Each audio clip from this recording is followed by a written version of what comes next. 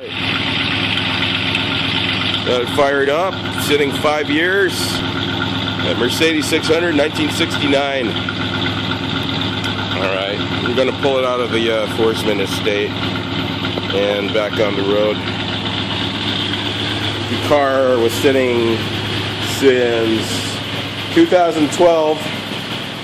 Yeah, I think I was the last one to put it in here. And hey, 2013, something like that. Okay. And my father